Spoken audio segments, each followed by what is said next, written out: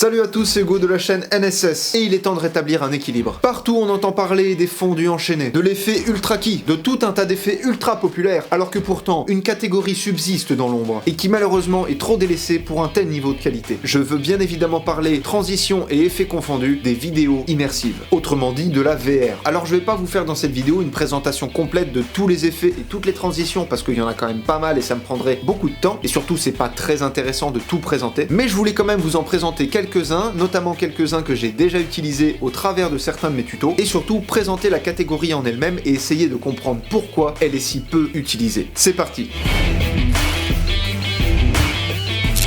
Avant toute chose, pour trouver les effets dont on va se servir aujourd'hui, vous allez aller dans votre panneau Projet, Fenêtre, Effets, vous allez développer l'effet vidéo, et tout en bas vous allez avoir la catégorie vidéo immersive. Pareil pour les transitions, vous développez et vous avez vidéo immersive. On va commencer par les effets. Alors il y a un effet qu'on a déjà vu qui est l'aberration chromatique, il y a 2 vidéos de cela, je vous mets une petite fiche en haut d'ailleurs pour aller voir la vidéo si vous ne l'avez pas vue. Donc comme je vous avais dit, ça va être de séparer les couleurs, pour avoir séparément le rouge, le vert et le bleu. Mais aujourd'hui, comme je vous ai dit, je vais vous présenter quelques effets, alors pas tout puisque ce serait beaucoup trop long et beaucoup trop compliqué à assimiler en une seule vidéo, mais je voulais vous présenter ceux qui, selon moi, sont les plus intéressants à prendre en compte. Vous avez un effet ici que normalement on retrouve uniquement dans After Effects qui s'appelle bruit fractal. Le bruit fractal va nous servir à créer des textures. Quand vous l'appliquez sur un rush, vous avez immédiatement ces textures de nuages. C'est pour ça que le bruit fractal va principalement venir s'appliquer sur ou des vidéos transparentes, ou des caches couleurs, ou des calques d'effets. Par exemple, avec le bruit fractal, je pourrais créer une texture un petit peu liquide, une texture d'eau en mouvement. Pour ça, dans Options d'effet, vous allez avoir le paramètre type fractal, vous allez le passer de simple à chaîne. Je vais vous montrer l'évolution manuellement, mais vous pouvez très bien animer l'effet avec des images clés. Quand je vais venir déplacer, quand je vais venir augmenter l'évolution, on va voir un effet un petit peu liquide, comme si c'était des reflets dans une piscine ou quoi. Et tout en bas, vous allez avoir l'affichage mode de fusion qui va nous permettre de jouer sur les luminances, et donc d'afficher le bruit fractal plus comme une texture qui viendrait se poser sur le rush sur lequel on a appliqué l'effet, pour vraiment avoir cet effet de texture. Donc l'affichage mode de fusion, en l'occurrence quand vous avez du noir, vous passez votre mode de fusion de normal à écran. Ça va venir supprimer les teintes sombres et là vous allez avoir votre texture liquide. Encore une fois, si je la déplace en même temps que le rush bouge, voilà, on a notre texture. Alors je suis d'accord que mettre une texture d'eau sur un fond de forêt vu de haut, ça fait pas vraiment de sens, mais vous avez compris l'idée. Donc ça c'est le bruit fractal. Un autre effet qui va être très intéressant, ça va être de pouvoir venir supprimer le bruit. Alors attention, si vous avez des notions en photo, vous savez que quand on veut supprimer le bruit, il faut pas pousser l'effet au maximum. On pourrait se dire, voilà, si je mets l'effet au maximum, ça supprime tout le bruit, comme ça j'ai une image impeccable, j'ai tous les détails, j'ai toutes les textures, et c'est super. Sauf que la vie, c'est pas comme ça. Quand vous voulez lisser une image, l'idée va être de trouver un équilibre entre la réduction de grain et la perte de qualité. Puisque si je passe le paramètre niveau de bruit de 0 à 100, à l'écran, j'ai perdu énormément de détails. Mon image est devenue un peu floue, alors certes, il y a absolument plus aucun grain, l'image est lissée à mort, mais elle est beaucoup trop lissée justement. Et moi, j'ai pas forcément envie de perdre tous les détails. Donc l'idée, comme en photo encore une fois, pour ceux qui ont des notions, ça va être de trouver un équilibre entre malheureusement la perte de qualité et la réduction du bruit.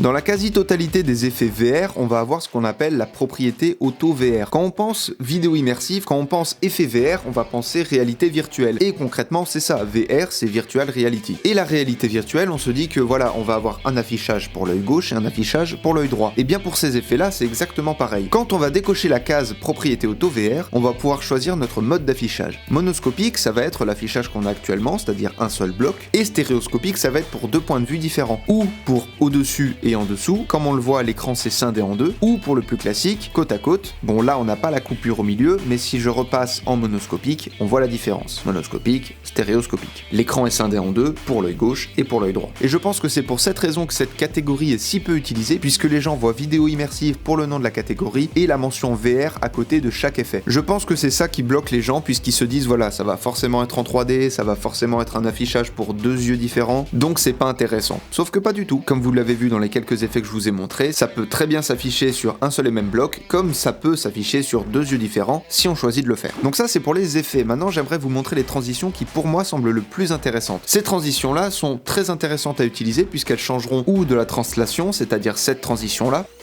ou encore des fameux fondus, le fondu au noir, le fondu au blanc et le plus populaire, le fondu enchaîné, que vous connaissez très probablement. Pour le coup, dans vidéo immersive, on va avoir des transitions de très bonne qualité et que je ne vois quasiment jamais. Pour faire simple, je prends la première en tête de liste, je viens l'appliquer sur mon rush. Alors si vous avez ce message média insuffisant, cette transition contient des images répétées, c'est pas bien grave. Ça c'est Premiere Pro qui est un peu lent à la comprenette, mais c'est pas bien grave. Et concrètement, flou sphérique, la transition, ça donne ça.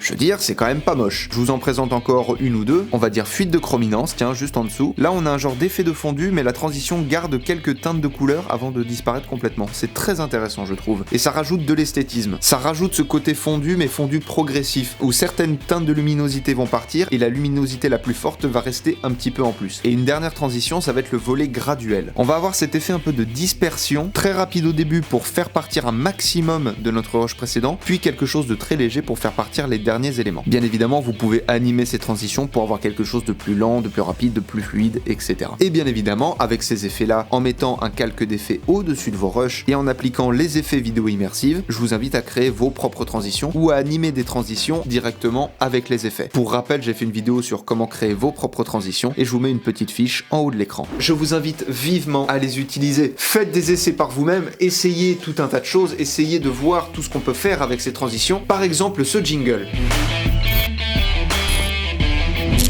Il n'y a que des effets vidéo immersives. Que ce soit le bruit fractal dans le texte, les effets de glitch avec les petites particules sur les côtés, ou même les effets de chrominance, c'est-à-dire les couleurs qui se détachent, le rouge, le vert, le bleu, tous ces effets-là, tous les effets contenus dans ce petit jingle de quelques secondes sont uniquement de la vidéo immersive, à quelques exceptions près évidemment. On a toujours des petits effets de base. Mais ce que je veux dire, c'est que l'esthétisme quasi complète de ce jingle est faite à partir de vidéos immersives, effets et transitions comprises. Prenez le temps de faire les modifications nécessaires, prenez le temps de tester de nouvelles choses, prenez le temps de leur donner leur chance à ces effets et à ces transitions, vous serez pas déçus, croyez-moi. Je ne vous en ai présenté qu'une petite partie dans cette vidéo, je vous invite à aller tester les autres. Sur ce, apprenez, utilisez et progressez dans vos montages, je vous fais des bisous et à plus.